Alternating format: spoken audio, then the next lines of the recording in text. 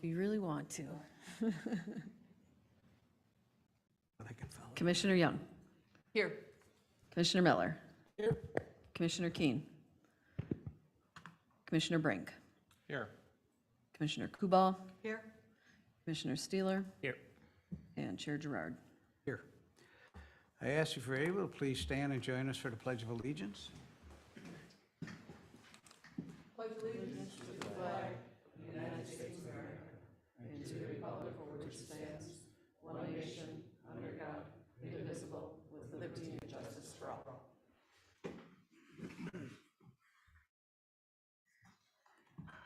Chair is looking for a motion to approve the agenda. So moved. I have a motion. Do I have a second? Second. I have a motion and a second. It's a non-debatable motion. All those in favor signify by saying aye. Aye. Opposed? Abstentions? Motion carries. Chair is going to make a motion to approve the Planning Commission meeting minutes from July 13, 2022 with 3 changes. In the roll call, myself and Don were at the meeting. On topic 6, that vote, which was our 2-2 split vote, Kevin and Don were yes votes on that. And then on the adjournment motion, Gerard voted to aye to, and Commissioner Young did not vote on that motion. So those are the changes I would recommend. Our chair's looking for a second. Second. I have a motion and a second. Any debate? Any discussion on the motion? Hearing none, all those in favor signify by saying aye. Aye. Opposed? Abstentions? Abstain. Abstain. I wasn't here.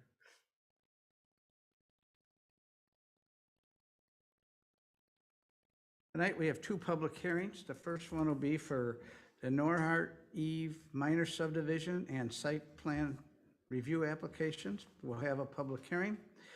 There will be 2 motions tonight to consider the minor subdivision application, where we will make a recommendation to City Council, and then we will consider the site plan review, and the Planning Commission is the final decision on that. With that, those instructions, when we get to the public hearing, I'll explain how this is going to work. The city is going to present the application as they understand it. Planning Commission member will ask any questions and clarification that they need. After that, we will ask if the applicant wants to add anything to the discussion. And after that's complete, we may have some questions for the applicant, and we will host a public hearing. I'll give a few more instructions then how that all works. We'll close the public hearing, and then it'll come back to the Planning Commission to make a motion or a recommendation, depending on what it is. So with that, I believe, Nathan, you're presenting? Your Community Development Director will present this item tonight. Oh, I didn't think about that. Thank you, Chair Gerard, members of the commission. Norhart has proposed a new development to be known as Eve Forest Lake. Karen, could you put that up on the screen for me, please? Thank you. The development consists of approximately 200 square feet of industrial space along Highway 97 West. Forgive me if I have my bearings get off a little bit. It's a 2-structure industrial complex. So we do have, oops, sorry folks, thought I was all prepared.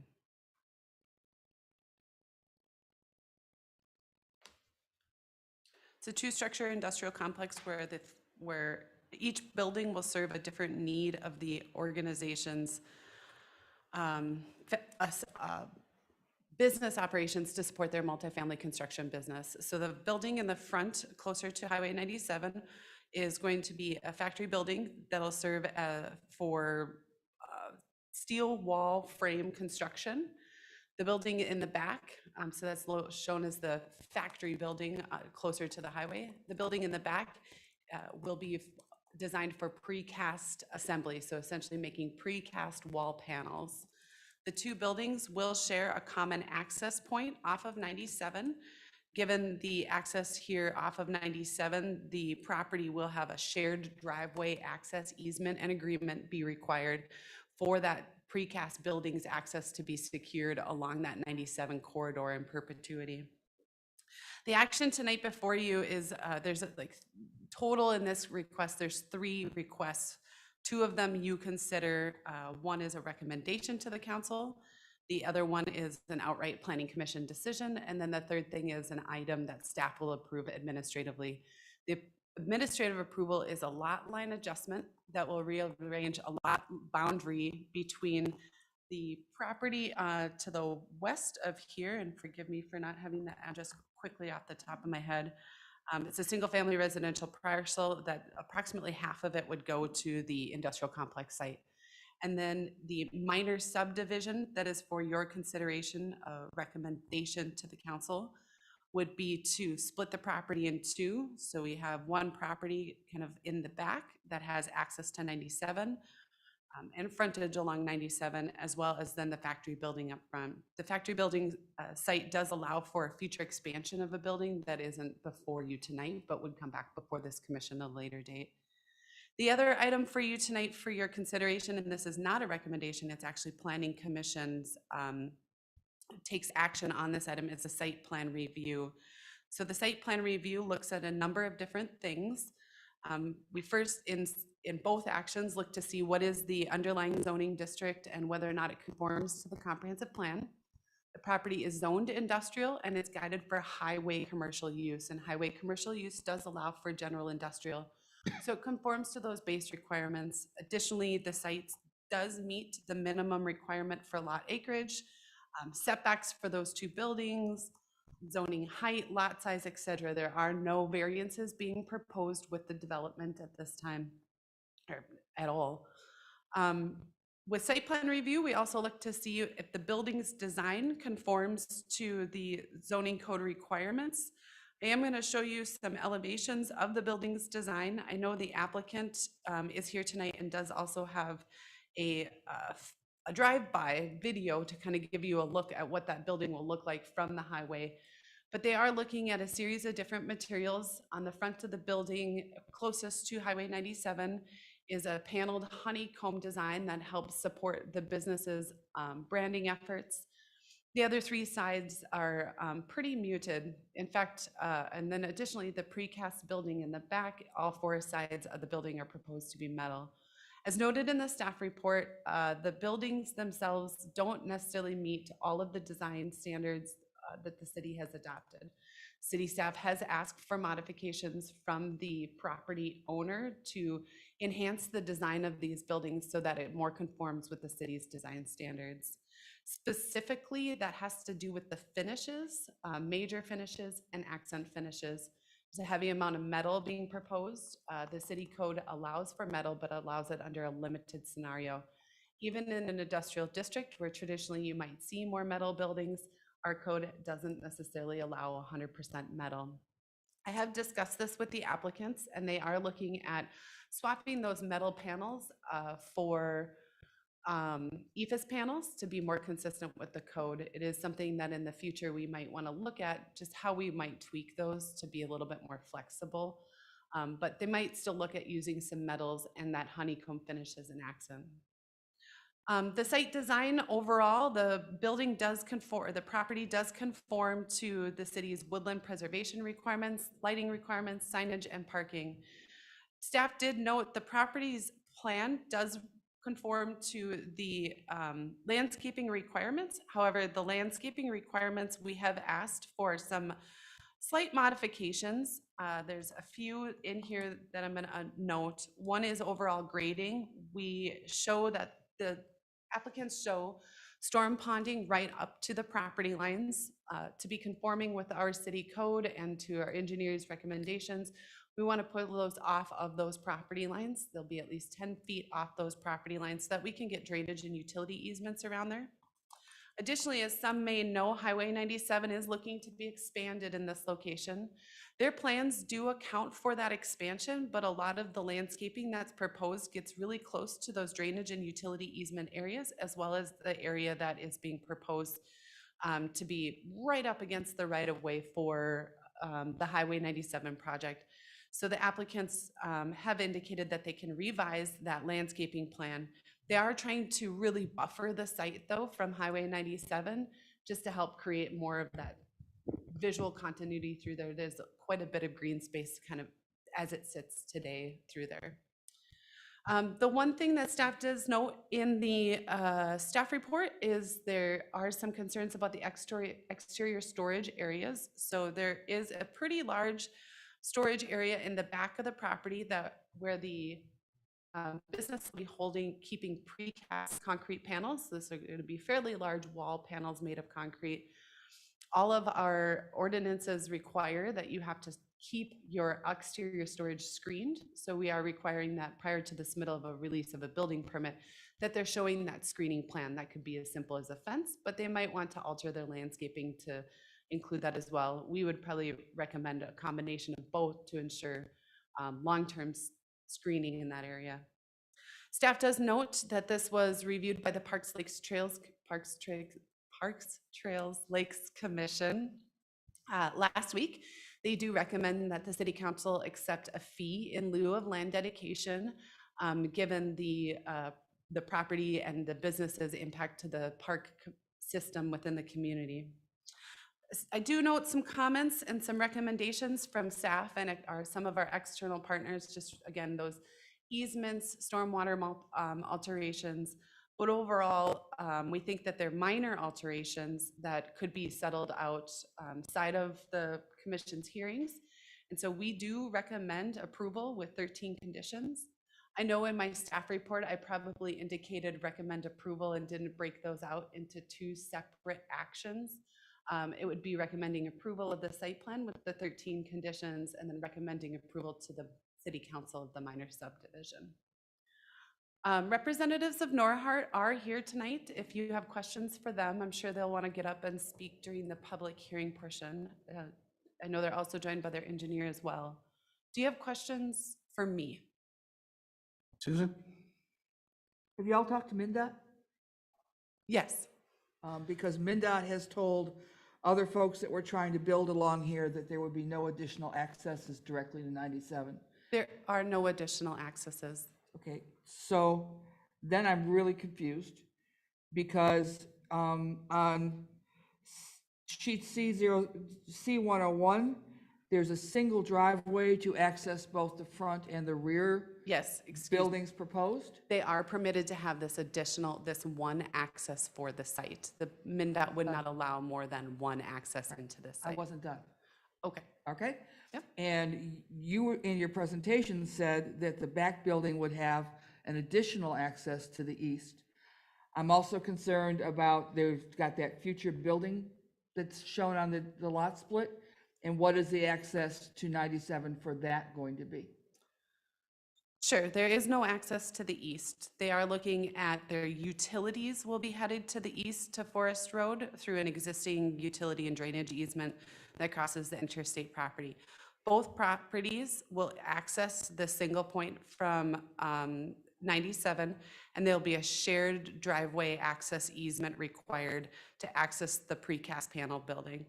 The future building will actually be an expansion of the factory building, so it won't be a separate building on that site. It'll be an addition to the site that also would come off of this main access point. They did consult with MnDOT before submittal to the city. MnDOT is requiring a right turn lane off of Highway 97 to access into the site to not back up that traffic along Scandia Trail. The owners are aware that MnDOT is asking for, I think it's an approximate 80 additional feet right away through here, so they've designed for that, and are aware that when Scandia Trail is redeveloped, there'll be a median that runs through here, so this site will be a right in, right out only in the future. It is a lot split, so the front lot is a separate PID from the back lot? Correct. That's been a challenge in the past because on occasions when a property is then sold and there is a single access for the front and back properties, those have had difficulties in the past. And we end up with requests for additional accesses, et cetera. So what is going to be the provision in the deed for guaranteed access of the back lot, even if the back lot is sold to a different owner? Sure, and they have set this up specifically with the intent that someday they may end up selling that back lot. So it's a great question that you ask. We are requesting that prior to the release of, and I can't remember if it was a building permit or their improvement agreement from the city council, that they enter into an easement and shared driveway access agreement. So that easement would be recorded against the deed for both properties. In addition to just access itself, we are asking too that that also identifies maintenance of this. So I too have been in experiences where I'm working with property owners that have had a single driveway, and that driveway needs to be repaired, and you still end up in that fight of who ends up paying for the driveway. What we want to see is that there's a very specific delineation of who is responsible at what point, but really it's probably a 50-50 split in that. I don't care how they figure it out, just as long as it's memorialized on the deed. Yes. Could you please tell me the cutout property, the eastern larger cutout property, how far back does that go? Because as I'm looking again at C 001, they're going to be putting silt fence on a diagonal there, and I wasn't sure where the cutout property ends and where the Norhart property will begin. Sure. So they are showing silt fence going onto adjacent properties, including the city's property to the west. So this is the airport property over here. To the east, they are showing silt fencing onto the interstate property and MnDOT's property.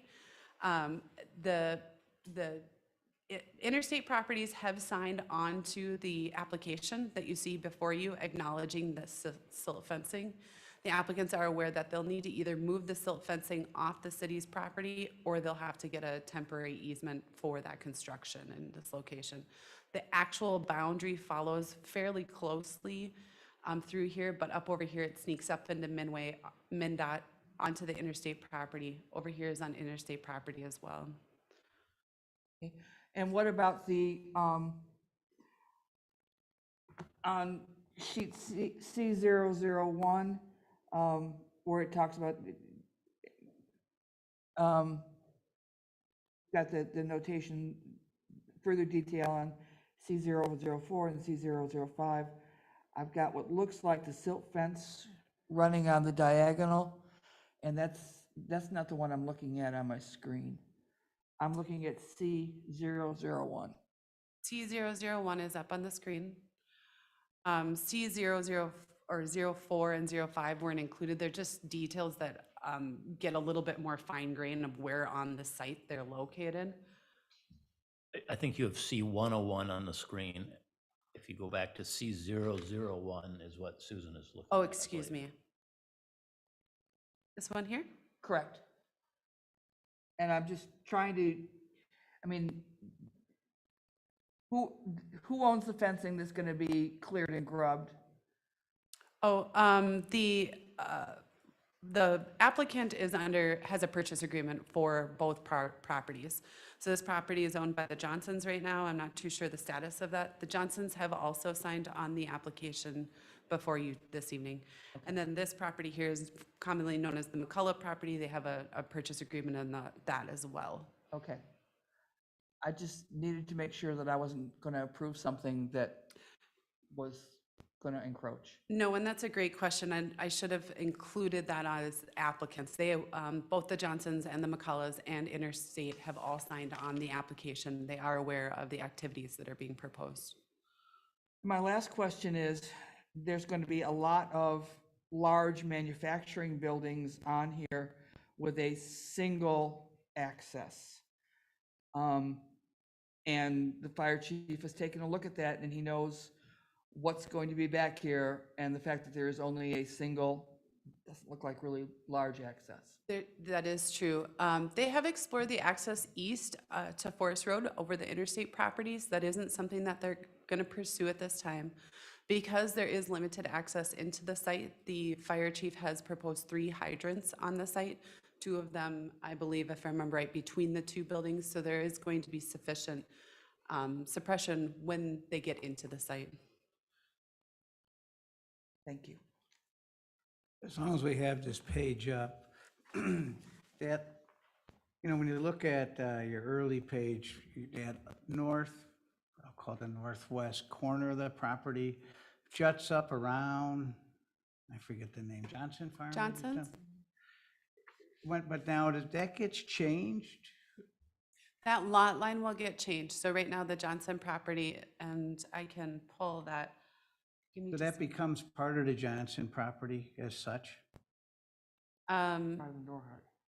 it all will become Norhart. So currently, the Johnson property extends down. They're going to move that southerly lot line up, so to keep the farmstead or the house in its location. The rest of it becomes Norhart property for the development, the industrial complex. Yeah, so to the, Further to the west, right about where you're at there, that property is not a part of this development. yeah, but there's a little bit in between those two on your graphic here, on your yellow graphic where you start, There's a little peninsula there. It's- To align with Fondant Avenue. right here. Yeah. See that little point coming up? What happens to that? I'll need to just double check. I think what ends up happening is this part comes down, the Johnson property squares off. Then the McCullough or the, future Norhart property ends up as a larger box. I got you. So this piece Alright. ends up right here with this. That's what I couldn't figure out on all of Yeah, the and drawings. There's a lot of lines on these There's a drawings, lot of and I was lines. having a lot of trouble.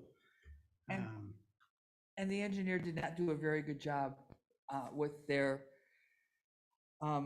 description of what the various types of lines were. Several of those were not defined. Which Other questions for staff? I have a question following up on Ms. Young's note on the access to Scandia Trail. It's going to be right in, right out after that median is built. Is the median going to be there by the time this construction is finished and this building is operational? MnDOT is trying to work with the applicant on the timing of the development. And the construction, it's more than likely Norhart's development is going to be in place before the roadway is reconfigured. Will they be allowed to take, because they're going to have semis coming out of here with large panels, and that's a very busy road. I can't imagine we're going to let them take a left turn out of there with a semi. We didn't get any comment from MnDOT asking us for any sort of restriction, nor did we hear from our engineering team. When Interstate went in, there was an agreement that Interstate from their driveway would not do a left out, a left turn Onto the out road. onto Scandia, and that just sort of evaporated. It is a very difficult thing to, Interstate doesn't have Enforce. semis. I mean, they have some big dump trucks and things, but at least I haven't seen a semi come in or out of there, and I'm down that way. Do they? Okay. Other questions of staff? Now I'm confused. Once there's the median, basically the fire trucks are gonna have to jump the median to get in there. or they'll have to go down 61. I guess they wouldn't come, they'd come around the city, yep. There may be points along the 97 corridor where you could obviously do a U-turn or some other movement to get around. None of them the most desirable, but yes, so there will, the properties on the southern side of 97, there'll be some limited access. On both sides of 97, there'll be limited access. Other questions? I just have one then. Is there any talk about limiting the speeds on this stretch of road as more traffic really is going to get in there and it's going to cause a problem? The roadway is managed by MnDOT, so I'm not aware of any conversations that they had generally speaking, the speeds end up dictating, the speed and volume end up dictating traffic design or the roadway design. I would assume there is not a conversation of reducing the speed through there, given the fact the roadway is going to be expanding. I think that it's being expanded to accommodate that traffic and that traffic speed. I can figure that out for you though, and we can give you an update at a future meeting. And I guess just as kind of a cap comment on that, there's going to be public engagement opportunities when Highway 97 is further along in the process. So the community will have opportunities to provide that feedback to MnDOT. Any other questions of staff? Just about the, talking about the fire trucks and the median and everything, you would think that people who are traveling east, who live on Floral Bay, down by Clear Lake, that there might be a left-hand turn into there, or is it just going to be, do you think, a solid median? That would kind of solve the turnaround issue. I'm not too sure. I don't think the roadway has been completely designed at this time. I think the MnDOT is just starting those conversations and looking at things like right-of-way acquisition and if they can achieve their optimal design. There may be the option for putting in turn lanes in those medians, but until they go through that design process, I don't think we know for sure. Any other questions at this time? Hearing none, I understand the applicant is here. Would you like to say a few words? We ask you come up to the lectern, state your name and address for the record. Let me know if you'd like me to play that video. I do have it downloaded.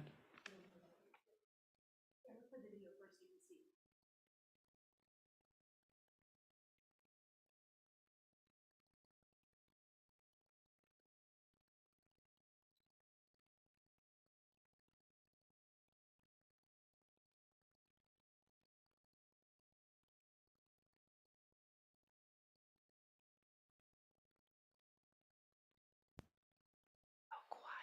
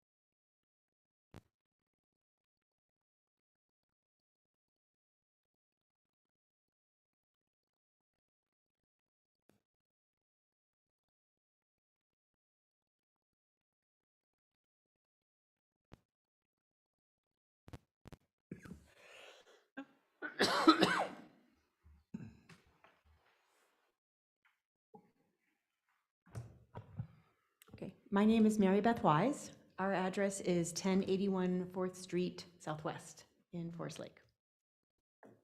I just want to give you a brief overview of how we picked the site and what we're going to be offering Forest Lake. When we started, it wasn't a matter of what city are we going to build this factory, and it was what part of Forest Lake are we building this factory? Because Norhart's been in Forest Lake since 1995. We've built 10 awesome apartment developments, and this factory just deepens our bond and commitment to Forest Lake. We love it here, and we're here to stay. So it was a no-brainer to pick Forest Lake for the factory. The factory will have several beneficial items or benefits to Forest Lake. The first one is bringing a job base to the community. We're going to have tradesman jobs. We're going to have technology as we're introducing robotics and automation. And we'll have managerial jobs and other, throughout the site. With these specialized jobs, automation and robotics and tradesmen, higher pay and benefits come for the employees. Hopefully they will spend it in the community. They'll want to live near their work. They'll want to buy and stay, work in Forest Lake. They'll love it as much as we do, and they'll know why we built here and why we continue to build. The automation and robotics will bring attention to our peers in the industry as we're doing some cutting edge technology, and they're going to want to learn what we're doing, and it's going to put Forest Lake on the forefront because they'll be coming to our factory maybe on occasion to say, how is this working? How is it going for you? What can we learn from you? And that'll be beneficial for Forest Lake to know that that technology is being driven and shown off. And not to mention the tax revenue that it brings. I also wanted to bring up about the traffic concerns. We estimate that there'll be about 10 trucks a day, one truck being a semi. On average, it'd be 10, peak 20 cars a day, or trucks a day, maybe 2 being a semi, 1 being a semi. Looking long-term, 5 years, that might double, but that's still just 2 semis a day, possibly. So it's not, it'll mostly be box trucks that come from like Menards or that type of truck, not huge semis coming in and out every day. So in short, Norhart's prime directive is building exceptional apartments that create a better way for people to live. And we truly want to extend that in every aspect of our company. Therefore, building a factory. We're trying to create a best-in-class customer experience for our residents, and we know that this factory will help us achieve that amazing goal. Thank you. Questions for the applicant? I have a couple. Sure, and I might bring in my my peer here and have her help me answer these. You answered some of my questions about the size of the vehicles and the semis and the trucks and that sort of thing. But my one question is, when you say you're building panels, are these wood panels or concrete panels or both? And how big are these panels? I'm going to bring Maureen for this because she will have so much more information for you than I would. Just curious. It's her expertise. Don't go away though. I will stay right here. Hi, I'm Marie Dickover. I'm the construction manager for Norhart. The office is 1081 4th Street Southwest. So our plan is steel wall panels. So framed walls, some of them will have like the siding already on them and windows installed that we're sending out to construction sites. So that's the front building, that factory. The concrete panels are like Spancrete. So they're 12 feet wide, like about 36 feet long. And then those would be in the back building. They're getting produced back Those there. are the ones that would require the semis, I'm Yeah, guessing. yep, and a little bit of a edit on what she said. For the most part, like most days, those are stocked in the yard and then they get delivered. Like we can't produce them as fast as we can set them. So on the peak days, it maybe is like 15 semis a day, but that's maybe like 1 week a month, or it'll be like a couple weeks every other month as we're setting those, and then we'd be producing more and then shipping them out. In your perspective, if you were hauling out some of those long concrete panels or, Spancrete pieces on the semi and you can only go right, what's your intention once you go right? How are you gonna go to where you're going? So it was suggested in a conversation with MnDOT that we go to the roundabout and then go back to, or 97 west to 35. Okay, forgive me, how long did you say those panels would be? They're 36 feet, so it's a full semi, like when they go out. And those roundabouts will take the 40-foot semis. Yeah, and that's why they, even with the 2 lanes, or do they Yep. have to, because the first, that roundabout right there has 2 lanes, but that semi would take up both those lanes, wouldn't that be correct? Like they do now. Like they do now. But we changed the 1-to-1 lane down by Broadway, right? Isn't it a 1 lane? Yeah. They wouldn't go down Broadway, they'd go to. Okay, I'm sorry, just thinking in my head. And then my question is for you again, I'm sorry, I forgot Mary your name. Beth. Mary Beth. You talked about employing people. What is your anticipated jobs, people that you're anticipating employing there? Anywhere from tradesmen doing just the manual labor in there to running the automation or the robotics, programming. There's a lot that goes into these machines that we have, and they're amazing what they're doing. And it's programming it, running it, fixing every little detail that needs to be on point so the product is completed efficiently and correctly. So it is a higher skilled person or employer that you need that knows how to program, run, troubleshoot, and keep production running. My question was, how many? How many? 100, many do you think? 50, 20,000? No. No, not that many. I think initially we're thinking like it would be 30, and then like, so we're not using the full capacity of the plant right away.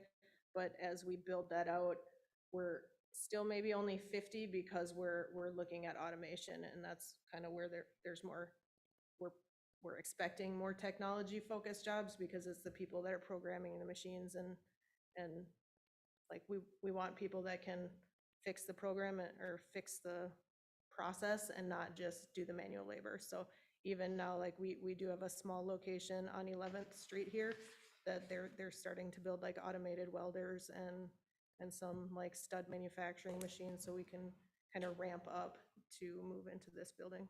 But it is, like I said, as we introduce automation, we're not expecting the jobs to get to be huge, but there'll be like higher skill level requirements. Perfect, thank you. Geneva? So if I understand you right, you have currently employees now that might be moving into this facility and being part of the 30 to 50?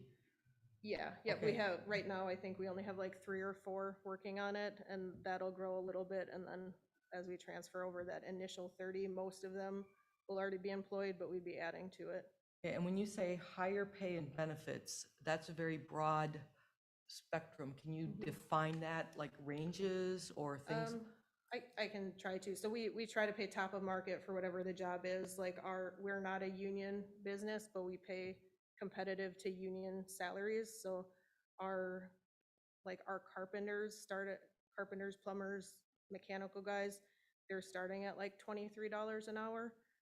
We do pay for full health care, and we also have like unlimited PTO.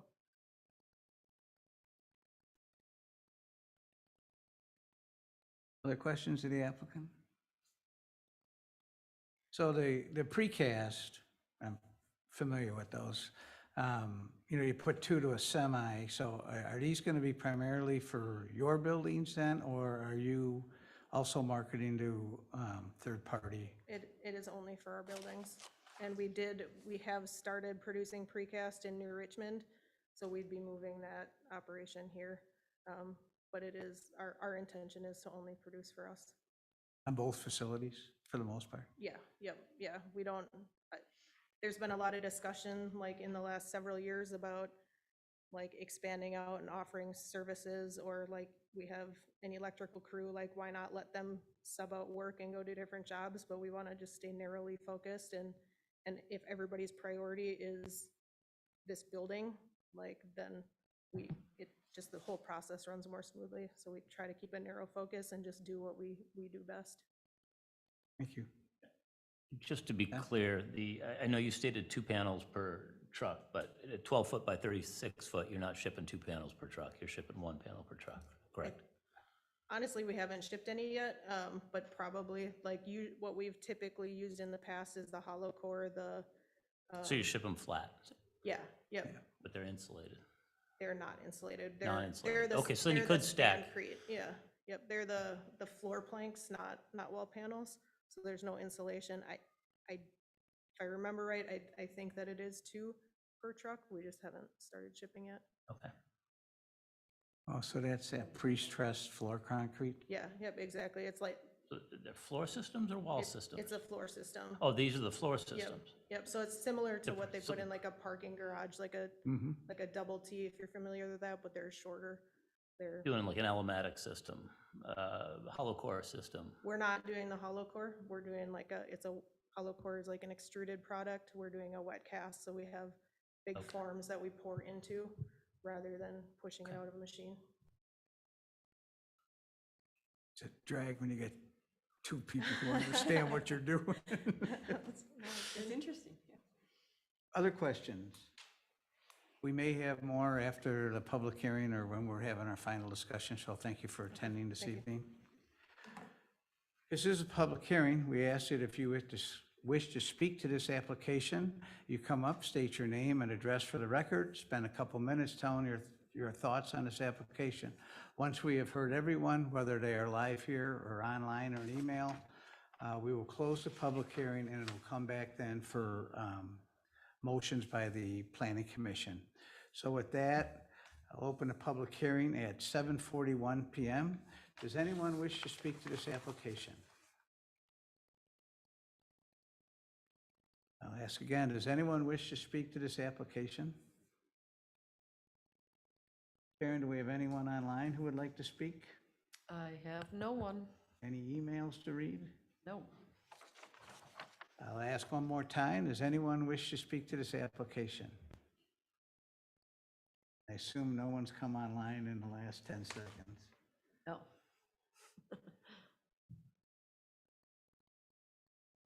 I gotta wait until at least a minute goes by. I'm not quite sure, but you can't open and close the meeting on the same minute.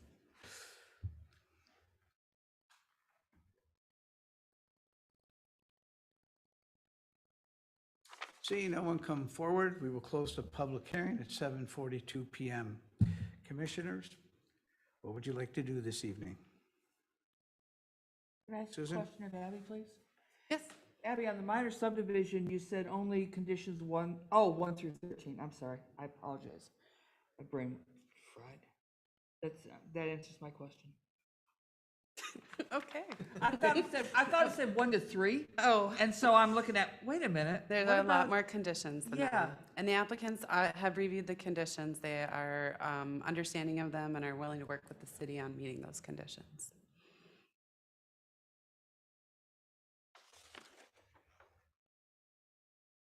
I would make a motion then to approve the minor subdivision and site plan request, subject to conditions 1 through 13. I have a motion, do I have a second? Second. Second. I have a Chair motion. Gerard, can I just ask if that is the motion to approve site plan, recommend approval of the minor subdivision? Yes, that's what it was. Okay, thank you. Which one did you do? Oh, sorry. To approve the site plan and recommend approval of the minor subdivision. Just for the record, that this commission doesn't have authority Correct. to approve the minor subdivision. Do we need 2 votes on this? I think the clerk is nodding, yes, we would prefer 2 votes, so maybe it would be first motion, Commissioner Miller, to recommend approval. Maybe you want to Of the minor subdivision? Motion and redo it? Yeah, Yes. maybe I'll withdraw that original motion. Abby, what would be the correct motion? To recommend approval to the city council to recommend to the city council approval of the Eve Forest Lake minor subdivision. A motion to recommend to the city council the approval of the minor subdivision We have a motion, do I have a second? with conditions 1 through 13, sorry. Second. I have a motion and a second.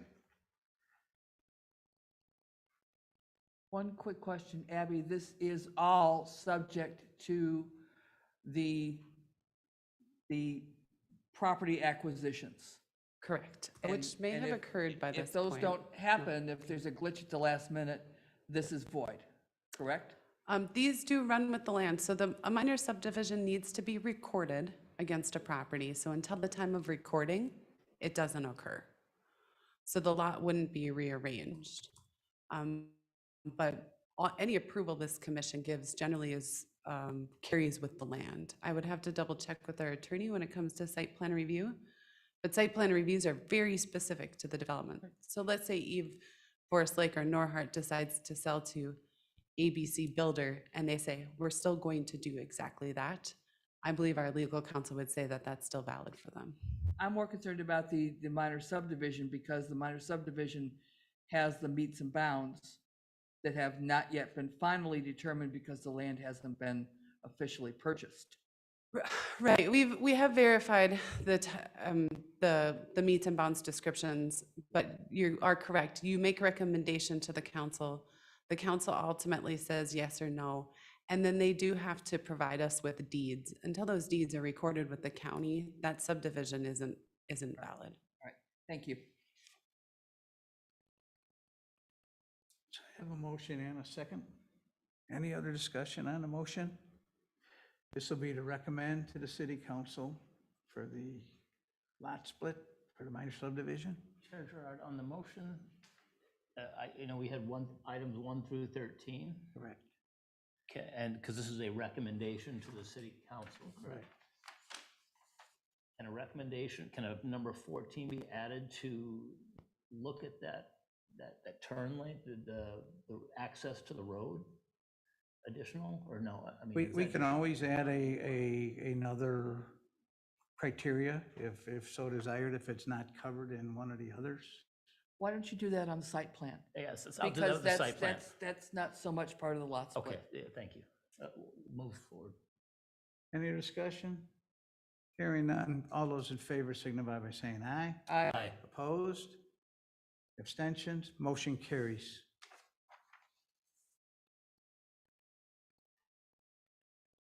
Thank you. Better make the motion because you know what. Oh, are we making a second motion now for the site plan approval? Yes, this will Okay. be a approval of it. This will not go to the city council. The planning commission is final. Okay, I will make a motion for the approval of the site plan review of the application. And do I include items 1 through 13 with that? And an additional number 14 for the city's engineer to review that? Was it be the city's engineer to review that, or the city council?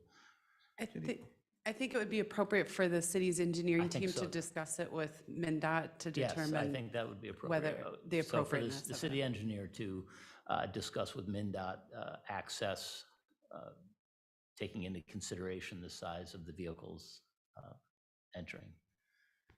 I have a motion. Do I have a second? Second. I have a motion and a second. Discussion on the motion. I have a comment and the staff recommendations in paragraph 2. Staff recommends the planning commission approve the site plan. It should be for Norhart, not Bridge Academy. Correct. So if we can just correct that in the notes and make everybody happy. Any other comments? Who Karen? was the second? Was it Justin. Commissioner Brink? Got it. Hearing none, all those in favor signify by saying aye. Aye. Opposed? Abstentions? Motion carries. So the planning commission is the final word. However, if someone is not happy on the site plan review, if someone disagrees with this decision, they have 1 week to get a hold of the city and talk to them about it. And then if need be, the city council will do a final review of it. That's how it works, right? We get final normally. Otherwise, we thank you for continuing your work in Forest Lake. It's greatly appreciated. I'm an operations guy, so I love to see factories come to town. So good luck with your project. Thank you.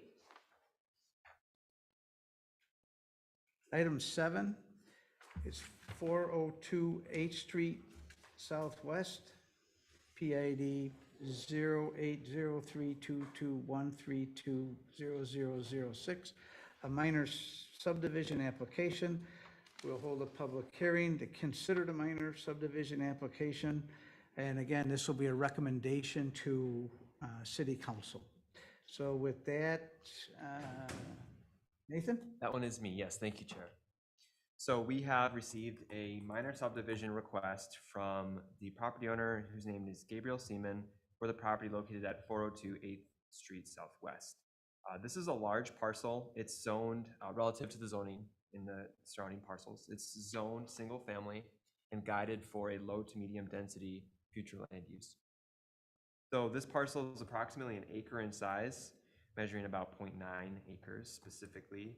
There will be a lot split proposed here that will result in 2 residential parcels. There will be one parcel which is, so just to back up a little bit on the screen here, you see the location in the city. And here is a survey that was submitted with this request. Parcel A is located on the western, we'll call it the western half of the site. Parcel A would be the new residential property, which is just over 15,000 square feet in area. It would front 9th Street Southwest. Just as a note for you, grading and access are both reviewed at the time of a building permit submittal for a single family home. Parcel B is on the eastern half of this parcel. The existing parcel, it's going to be as proposed about 23,000 square feet in area. This property is not anticipated to have any changes other than the boundaries. So you can see that there are some existing improvements on parcel B. We have an existing single family home along with a large existing detached garage.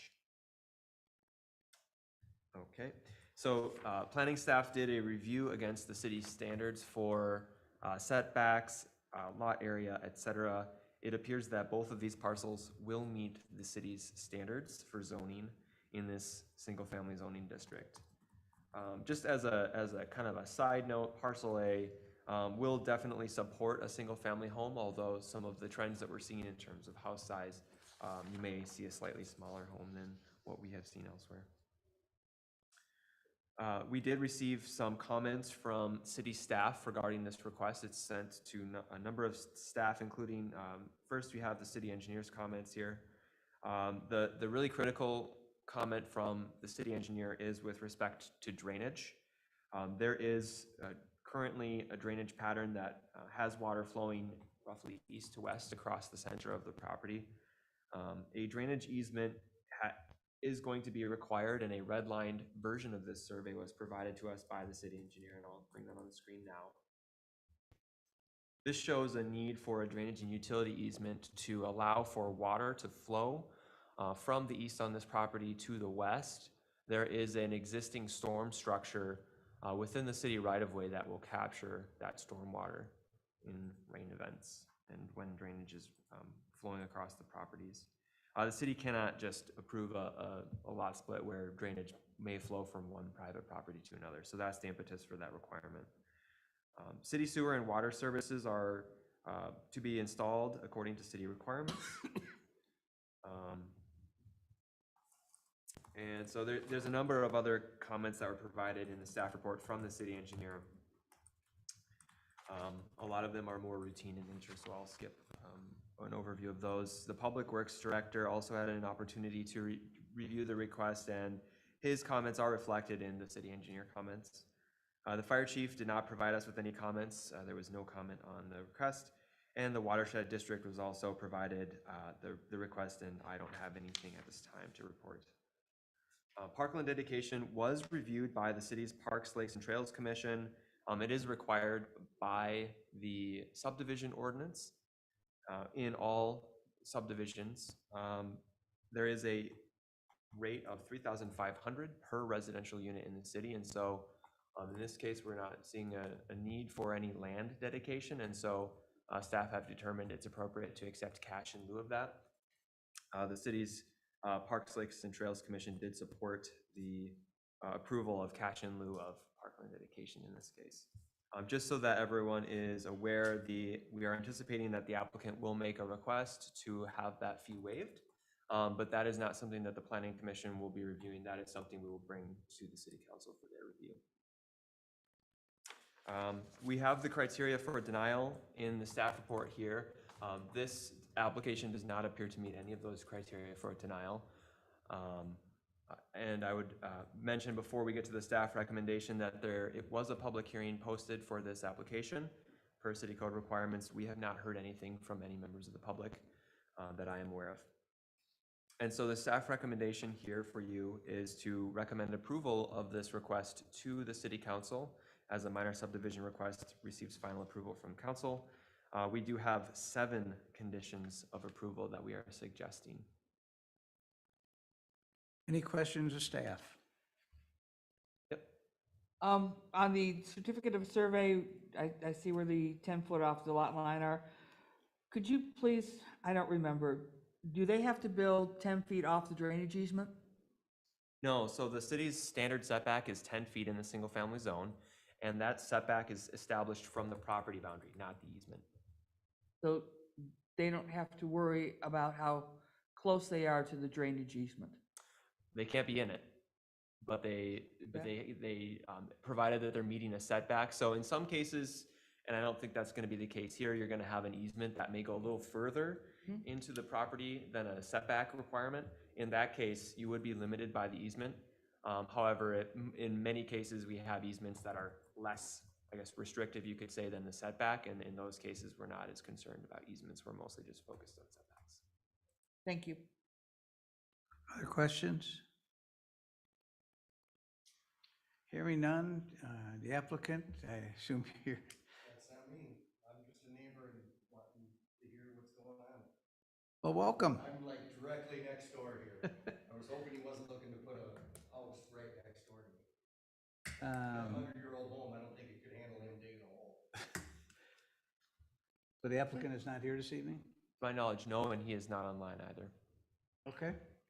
He can put a house any place on that meets the Well, 10-foot what he's setback. proposing, lot B is the one I'm worried about. It's not gonna be, it's lot A that they're gonna put the lot on. I'm on 8th Street. Okay, They're looking to put it where all the water from 8th Street flows to and drains. I don't know if you've ever been down there during a rainstorm, but it's underwater the whole time.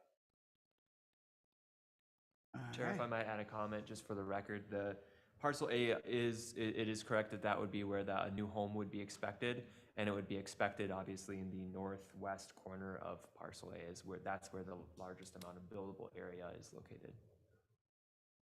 All right. This is a public hearing.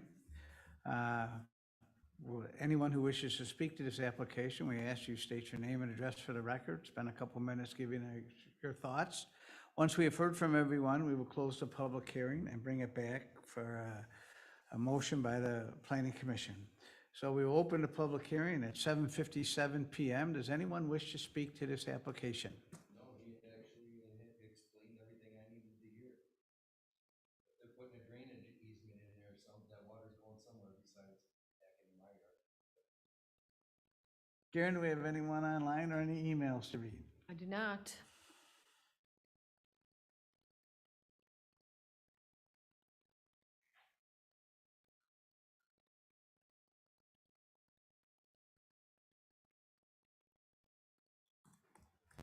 Sir, I probably should. Since you asked questions, I should probably have you come up, state your name and address for the record, please.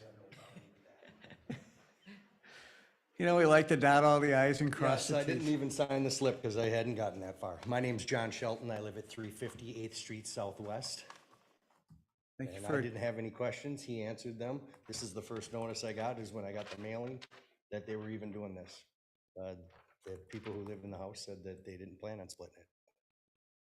all right. So I just want to know what's going on, making sure that they weren't going to put a house within 10 feet of my house. Because like I said, my house would not be able to handle a hole dug right there. of that house. All right, thank you. Thank you. Anyone online that wishes to speak? Karen, I came forward in the last I still have 42 no one. seconds. I'll ask one more time. Does anyone wish to speak to this application? Seeing no one come forward, we'll close the public hearing at 7:59 PM. Commissioners? What would you like to do? Mr. Chair, I'd like to make a motion for approval of the revised minor subdivision request to create 2 lots from the existing parcel located at 402 8th Street Southwest, subject to the following conditions 1 through 7. Recommendation to approve. Recommendation to approve. Thank you. I have a motion. Do I have a second? Second. Have a motion and a second. Any discussion on the motion? Any discussion? Hearing none. All those in favor signify by saying aye. Aye. Opposed? Abstentions? So this will go to city council next, and they will make the final decision on this lot split here, and that will be at the, You're anticipating the August 8th, 10th. 10th, the August 10th. the 8th, yes. No, the 8th is Monday, right? The city council meets on Monday, so it'd be August 8th. You are correct. Okay. Uh, Planning Commission, City Council. And on August 8th, that'll be before them, and there's not a public hearing at that, correct? That is correct. The public hearing has been been tonight. satisfied here. So, thank you for attending this evening. Thank you. I didn't want to walk out in the middle of the discussion. Thank you for coming tonight. Thank you. Yep. You guys have a great evening. You too. We have moved to our other, do we have Councilperson Munson online? Do not. All right, and we'll move to B. So just a couple things. At the last meeting, I had said that I would address, a few weeks ago, I sent out an email indicating that there were some items that we were going to start withholding from the Planning Commission packets. I know Commissioner Young had emailed me, and I'm going to publicly apologize for not even acknowledging your email. But I wanted to address it with most of the commission members here. So the two items specifically that we want to remove are engineers' reports. Simply put, there's a lot of technical data that can kind of really start to get people to creep outside of the scope of the review. It's certainly something that is public data, and if you want to review it, we'd be happy to let you take a look at it. We just thought packing these things in our packets ends up taking up a lot of space, giving some information that might not necessarily be pertinent to your review. The other item was floor plans. And floor plans are one of those things that the question was raised whether or not some of the actions that you review require a floor plan. Staff would argue that they don't, which is one of the reasons that we made that decision. There is some concern that floor plans end up in the public record, and those public records end up forever. Records retention on something like a building permit for a residential property is a year. So we need to evaluate at least how we're archiving these materials before we take a lot more in. The other thing when it comes to things such as variances, which is a common argument of why you might need a floor plan, is that variances really are state. The state says they're tied to land, and they're granted when there's circumstances associated with the land, not necessarily the house or the house's design. That being said, again, they're public information. So if ever you're opening up a packet, hopefully on the Friday before the meeting or the Saturday before the meeting, and you think, you know what, I might need more information, we're happy to help. But right now, we really had just thought that this is something that we want to start exploring, not including this. So what Commissioner if Young. tonight's packet wouldn't be included? Because it was kind of obvious that we used the engineering details in tonight's discussion. Pardon? What if tonight's packet would not be included in the future? We didn't include things like the engineer's reports, where we start to get into engineering details of stormwater design and those sorts of things. I specifically omitted those from tonight's packet. So you're putting in the engineering section the pertinent details we need for that application versus the 79 items that Ryan may have. Right, because this commission isn't necessarily, I know we have a lot of skilled people in this commission, and I know that a lot of you have some really great questions and want to know some details about things beyond zoning, but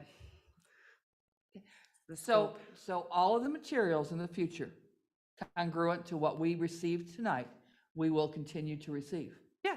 Because, obviously, we do have to look at drainage. Yes. And satisfy ourselves. We do have to deal with the lot lines and the accesses. Yep. And those things. Yep. And so your original email was not really clear on what was in and what was out. Sure. We want to make sure you have the information to address the zoning code requirements. there are a lot of other things, like Ryan's reports, or Engineer Goodman, for the record, his reports get very specific and very detailed and can really start to get into things that are well outside of kind of, is it flowing downhill? And yes, we will continue to provide you with those things. I don't care if it flows downhill, I care where it flows and whether or not it's gonna be on somebody else. So Understandable. those things are important to me. And I look forward to taking vacation to come and see y'all. As far as the floor plans, I don't care about that. You'll be able to cover that. They meet the minimum standards. Yep. And when it's larger developments, we'll still see streetscape. We just won't see the interiors. Right, you're gonna see footprints, you're gonna see streetscapes, but the nuts and bolts of where people are sleeping in their houses are something that we're looking at just keeping without archiving in the public records. And elevations. Elevations, yep. If it's pertinent to the review, you will continue to see I that. might just add, a good example of when we're thinking it's not a good idea to share a floor plan is with daycare or some other type of proposed development. And so we just want to be careful about that as well. But there was the variance where they said that the whole reason that they needed the variance was because of the floor plan of the building. Yep. And if that is their reason, then I think that is pertinent for us. And I agree. I think that part of that does require us to work some with the applicants on their arguments. I'm exploring the option of them filling out a worksheet. Here are the requirements. It has to be reasonable. There needs to be a uniqueness to the land. The state statute is really specific that variances are based on a uniqueness to the land, not that it's an old house and it was funkily designed. And The so, use of the land. that there's some sort of uniqueness to the land. And that, yeah, okay. So We'll talk another time about that. yep, that's fine. I definitely think that there may be circumstances that, an owner really wants to include this, and I'm not going to withhold information from this commission. It is public information. It's just there are some protections that we're just trying to take for the future precautions. In looking through some of our old files, we do have some documents in there that stay in the record forever, and so we're trying to be mindful of the future. I'm thinking of the entryway variance, and if we do discuss that and it's part of our decision, well, that becomes part of the public record. So I know what you're saying on that, so, yeah. I mean, that is a good point. We did have to go to Zillow afterwards and download every single one of those photos and put it into the public record. And so the information that is retrieved in the meeting or seen in the meeting becomes public record, and they stay in the public record forever. So I'd be happy to chat with you, Commissioner Young, and we can, I'd love to. Let's have a cup of coffee sometime, please. Just a couple other quick updates. You only have one application on your next meeting, and I'd like to tell you that it's going to be a quick meeting, but please plan to discuss the MXR1 district. We're kind of going to go back. Let's step back a minute. Let's see where we are to date. This commission has asked for some specific information. We're also going to take a look at some case studies of what are some options in terms of changes. Just know that that's going to be on the agenda. I know I'm going to have this wrong, but County State Aid Highway 32, which is also known as 11th, which is also known as something other, and I don't remember what the other one was. There is a public open house about the redesign of that roadway here at City Hall, August 15th at 4:30 p.m. Just letting all of the commission members know, letting the public know, encouraging you to attend, encouraging you to encourage your neighbors and friends to attend. There is just the kickoff now with the county of what that redesign of that roadway is going to look like. So all of you are invited. And then lastly, though I don't know if it's been 100% finalized, your second meeting in September, I believe we're going to be doing some just board and commissioner training. council commissions. Our legal team is going to start instituting a once a year just training for all elected and appointed officials, kind of those things I think I mentioned to you last meeting, the ways to keep us out of jail, right? Or not out of jail, out of court, maybe. We'll keep you out of jail too. But it'll Then keep, August 14th? August 15th Oh, is the open house here at Thank you. 5:30 PM. 5:30 or 4:30? 4:30, thank you. And that's all I have for you, Chair Gerard, Commission. Questions of Abby? Thank you. Nathan? Yeah, still a number of different developments that are either at some stage of progress in the city review. We have the DigniCare Assisted Living Facility, which you reviewed, I think before the new year in January. That is seeing some traction. We are expecting them to be beginning their project hopefully in the near future. Bridge Academy is another example of something that should be hopefully beginning construction sometime soon. Spike and Hool's, same for them. So we're seeing progress on some of those commercial developments that have been reviewed by the commission, and we're hoping for the ability to present more to you. Other than that, no other updates for me. Questions of Nathan? Last meeting, we reviewed a single-family home variance, and we denied, well, actually, it was a 2-2 vote and got denied. Do you know if it went to the council for an That's a appeal? good or- question. So initially, they had requested an appeal to the planning commission's decision. That was requested by their builder, who is the applicant on the variance. The property owners and I had a conversation. They decided to rescind their request to appeal the variance decision. They'll be working on a remodel of their home instead of the proposed rebuild.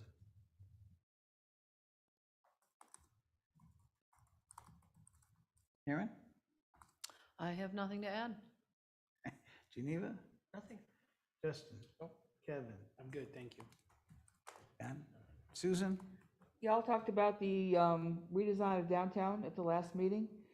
And as I remember, there were 3 different parking level, Garages. well, no, the Options. we don't need very much parking here, and because we're all going to do transit, and then the medium amount of because we're all going to bike there, and then a larger amount. Where did y'all settle on that? The commission was just asked to make recommendation on the plan. The plan includes all 3 options as future potential options. And the council did approve that plan at their last meeting this week, these 2 long weeks. So that is now a guiding document for us as we move forward with future development, redevelopment in the downtown area. Anything else, Susan? Nope. Chair has nothing. So we'll move to our adjourn. Chair's looking for a motion to adjourn. Motion to adjourn? Second. I have a motion and a second, non-debatable motion. All those in favor signify by saying aye. Aye. Opposed? Abstention? Motion carries. Thank you all for participating tonight and for your valuable input. Deep in here again.